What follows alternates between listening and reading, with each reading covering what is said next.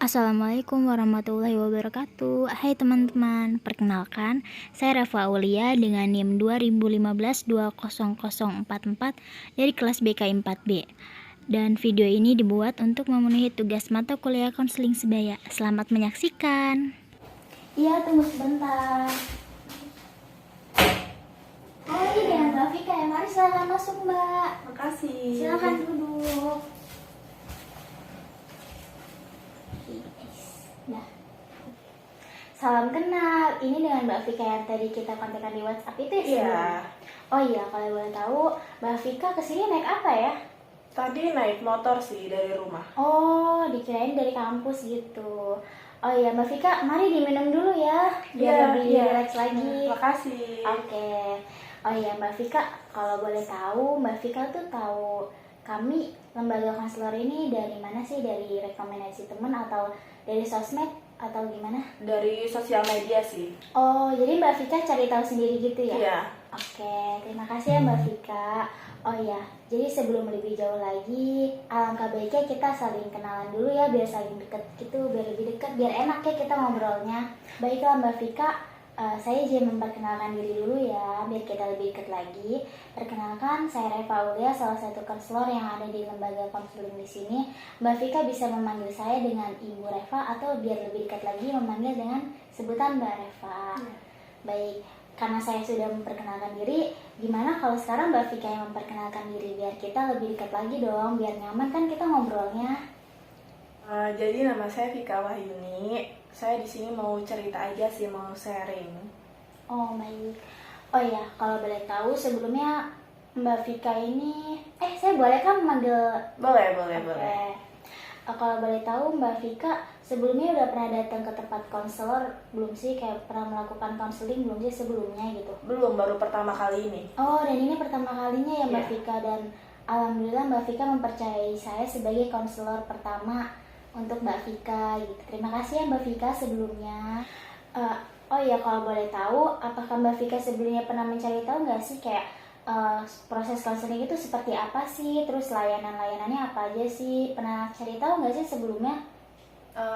Nggak pernah sih. Ini mau nyoba-nyoba aja dulu di sini.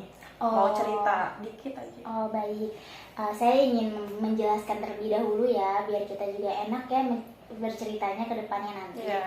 Jadi jadi kita itu akan melakukan konseling individual, yang dimana konseling individual itu adalah proses pemberian nasihat atau pemberian bantuan dari seorang konselor kepada klien, yang dimana konselornya adalah saya sendiri ya Mbak ya, kepada klien yaitu Mbak Vika, dengan tujuan untuk mencari jalan keluar suatu masalah yang sedang dialami oleh klien. Nah, dan konseling individual itu dilakukan secara face to face, jadi kita hanya berdua saja tanpa ada orang lain. Dan ada tujuan lain juga nih Mbak dari konseling individual, yaitu supaya memandirikan klien, yaitu dalam artian jadi jika suatu saat nanti Mbak Vika mengalami suatu masalah lagi atau mendapati masalah lagi, Mbak Vika tidak perlu khawatir karena Mbak Vika akan dapat menyelesaikan masalah itu dengan sendiri gitu. Tetapi alangkah baiknya Mbak Vika datang lagi ke konselor. Jadi biar ibaratnya biar sama-sama enak, dan Mbak Vika juga memecahkan masalah itu lebih mudah lagi, tapi bisa juga diselesaikan dengan sendirinya. Begitu Mbak Vika, sampai sini apakah ada yang ingin ditanyakan? Cukup sih. Oh baik, terima kasih ya Mbak Vika. Baik, selanjutnya sebelum kita lebih jauh lagi ya, jadi di dalam proses konseling ini kami memegang 4 asas dalam proses konseling ini. Yang pertama ada asas kerahasiaan, yang kedua ada asas kesukarelaan, yang ketiga ada asas keterbukaan, dan yang keempat yaitu asas keputusan. Baik Mbak Vika, saya akan menjelaskan asas yang paling utama dan paling penting yang dipegang oleh konselor, yaitu asas kerahasiaan, yang dimana ketika Mbak Vika menceritakan suatu masalahnya kepada kami seorang konselor, tentunya kami tidak akan menceritakan masalah Mbak Vika kepada siapapun, baik itu pada teman, kerabat, ataupun keluarga sekalipun, karena kami seorang konselor telah berikrar bahwa segala sesuatu, segala masalah yang diceritakan oleh klien tidak boleh diceritakan kepada orang lain ataupun disebarluaskan kepada siapapun. Jadi Mbak Vika tidak perlu khawatir untuk menceritakan segala masalahnya, karena kami akan menutup rapat-rapat rahasia dari masalah yang Mbak Vika ceritakan kepada kami. Jadi seperti itu Mbak Vika, sampai sini apakah ada yang ditanyakan? Nah, tidak ada. Oke, saya lanjut ke asas yang kedua ya, Ya. yaitu asas kesukarelaan. Jadi di asas kedua ini ada asas kesukarelaan yang dimana Mbak Vika sukarela datang ke tempat kami dengan keinginan sendiri tanpa adanya paksaan dari orang lain ataupun dari keluarga untuk kayak seperti kamu datang deh ke konselor biar kayak gini gitu. Jadi di dalam asas kesukarelaan itu Mbak Vika dengan keinginan hati datang sendiri ke sini dengan untuk menceritakan segala masalah yang Mbak Vika alami tanpa adanya paksaan dari orang lain. Seperti itu Mbak Vika. Apakah Mbak Vika kesini atas keinginan sendiri atau dipaksa orang lain sih kalau boleh tahu? Atas keinginan sendiri. Baik Mbak Vika, terima kasih ya Mbak Vika. Saya lanjut ke asas yang ketiga ya. Oke, asas yang ketiga yaitu asas keterbukaan, yang dimana Mbak Vika menceritakan semua masalah yang Mbak Vika alami mulai dari awal hingga akhir dan diceritakan secara detail dengan tujuan supaya kita dapat menyelesaikan masalah Mbak Vika secara baik dan Mbak Vika juga merasa nyaman kan terhadap kita tanpa adanya masalah yang ditutupi sedikit pun.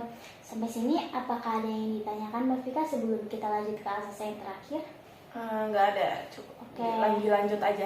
Oh baik Mbak Vika, yang terakhir yaitu asas keputusan, yang dimana ketika kita telah selesai melaksanakan konseling, tentunya akan ada keputusan dan keputusan itu ada di tangan klien. Jadi kami seorang konselor itu hanya memberikan saran dan masukan untuk masalah yang Mbak Vika alami, karena keputusan itu ada di tangan klien. Tetapi jika klien menyerahkan keputusannya kepada kami konselor, tentu kami konselor akan membantu mencari jalan keluarnya, namun tetap pada tujuan utamanya karena segala keputusan itu ada di tangan Mbak Vika. Seperti itu Mbak Vika. Jadi sampai sini apakah ada yang ditanyakan? Cukup. Baik, karena saya sudah menjelaskan semuanya gitu, apakah Mbak Vika sudah siap untuk menceritakan masalahnya kepada saya? Siap ya. Oke baik Mbak Vika. Kalau boleh tahu, ada masalah apa sih Mbak Vika sampai bisa datang ke sini gitu? Ya ini tentang pertemanan sih Mbak. Jadi saya tuh punya banyak teman gitu, tapi temennya tuh kayak gak jelas gitu, kayak ini kayak toksik gitu. Kayak setiap saya main tuh pasti ada aja yang iri, ada aja yang nggak suka. Pokoknya saya tuh harus mainnya sama dia terus gitu. Tapi kan padahal saya kan mau main sama orang lain gitu, mau membuka relasi yang lebih gitu. Itu kayak gimana sih ya? Ya yang harus saya hadapin ya. Saya harus apa gitu. Kalau boleh tahu, Mbak Vika ini sudah berteman lama atau baru-baru saja sih sama Kayaknya teman setahunan deh. Setahunan gitu. Apakah sebelum... Tapi ada yang lama, ada yang baru setahun gitu. Tapi sebelumnya apa pernah ada masalah nggak sih, kayak hal atau kayak berhubungan dengan pasangan atau apa? Enggak ada masalah, tapi semenjak kan pandemi kan, jarang main gitu. Terus sekalinya saya main, itu kayak dia nggak suka gitu, langsung cuek gitu. Jadi di salah satunya gitu, jadi kayak misalkan dia, jadi di salah satu teman Mbak Vika yang nggak diajak main itu kayak ada yang cemburu gitu ya? Kayak nggak terima saya main sama yang lain gitu. Terus sekarang gimana pertemanan Mbak Vika? Apa udah kayak, pernah diomongin nggak sih, dibicarakan baik-baik gitu, atau nanya kenapa sih kok bisa sampai segininya gitu? Pernah mengobrol nggak sih? Pas itu pernah ada masalah sih, gara-gara saya main sama yang lain, terus dia nggak diajak gitu.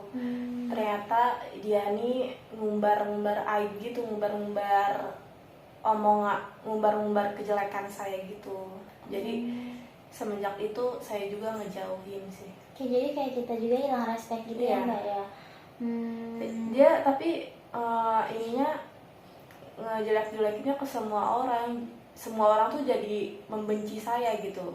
Jadi sekarang saya kadang paling punya temen tuh kayak 1-2 gitu, gara-gara dia ini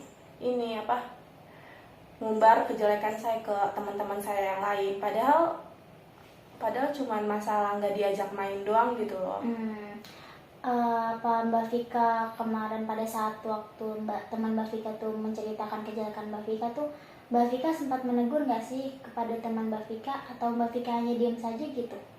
Saya diem aja sih, tapi saya tahu. Tapi malah dianya yang ini, yang menegur saya, yang marah-marah kayak nggak diajak lah gini-gini gitu. Ini cuma gara-gara masalah Iya, sepele gara-gara seperti itu ya. masalah nggak diajak main doang sih. Karena emang saya juga diajak, bukan saya yang ngajak gitu. Jadi gitu Mbak. Jadi kadang hati sayanya tuh kalau tiap hari tuh kadang mikirin kan. Soalnya kan teman-teman udah pada ngejauh semua. Padahal kan itu Iya. bukan salah saya gitu.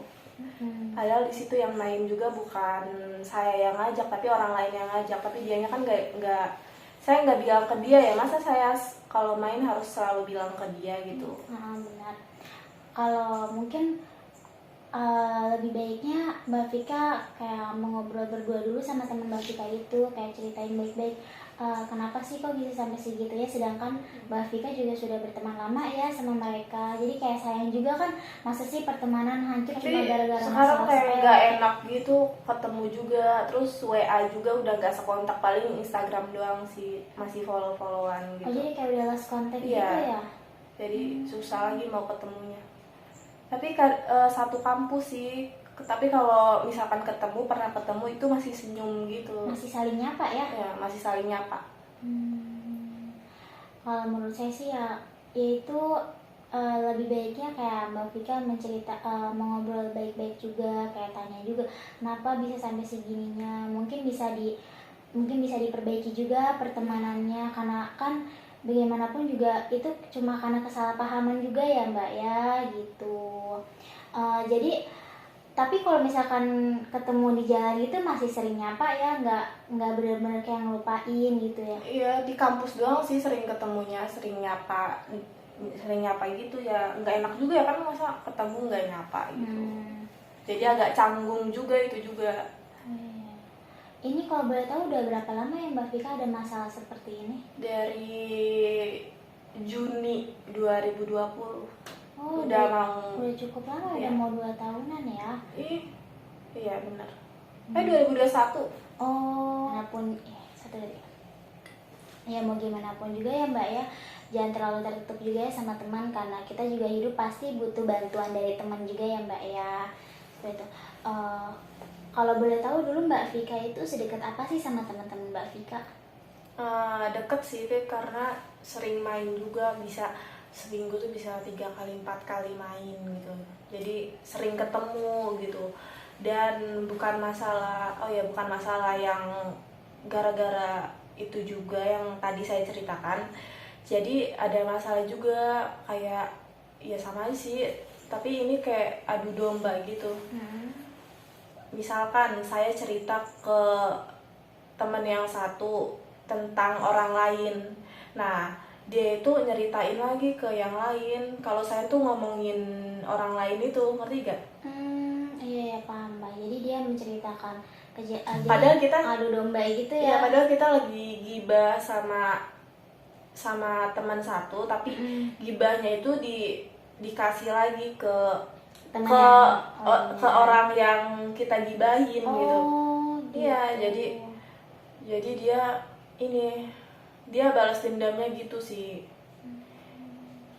Terus ya udah, saya juga di WA sama dia kayak apa maksudnya lo ngomongin gue gitu. Kalau itu Padahal kan gitu deh. Itu udah parah banget ya. Jadi kesannya benar-benar Mbak Vika dijatuhkan banget ya pada saat itu. Padahal dulu emang deket banget ya. Padahal kita di situ kan sama-sama gibahnya berdua gitu, tapi temen saya ini cuma nunjuk saya doang yang ngomongin dia gitu. Terus malah di transfer omongan saya ini ke orang yang dituju gitu, yang orang yang lagi kita gibahin gitu. Agak rumit ya Mbak ya permasalahannya. Makanya itu saya bingung banget ini. Kayak tiap hari tiap malam tuh saya tuh mikirin dulu harus gimana ya. Saya juga nggak enak gitu ya. Kok jadi kayak gini, melebar kayak gini masalahnya gitu. Tapi kalau menurut saran saya, gimana kalau Mbak Vika minta maaf juga ke teman yang Mbak Vika omongin itu, kayak yang mengaku kalau misalkan Mbak Vika emang sempat membicarakan dia gitu, tapi ya bukan hanya Mbak Vika aja, cuma Mbak Vika juga tidak perlu mengadu domba lagi, tidak perlu membela diri juga, kayak hanya sekedar meminta maaf untuk urusan dia memaafkan atau tidaknya, yaitu urusan mereka, urusan dia gitu. Yang penting Mbak Vika udah ada itikat baiknya meminta maaf sama dia gitu. Siapa tahu dengan cara itu bisa mengembalikan tali silaturahmi lagi ya Mbak ya. Sedangkan yang saya sama temen saya ini kan nyeritainnya bukan satu orang doang kan, kayak ngegibahnya tuh banyak. Nah semuanya tuh dikasih tahu ke orangnya, ke satu-satu itu cerita yang kita omongin gitu.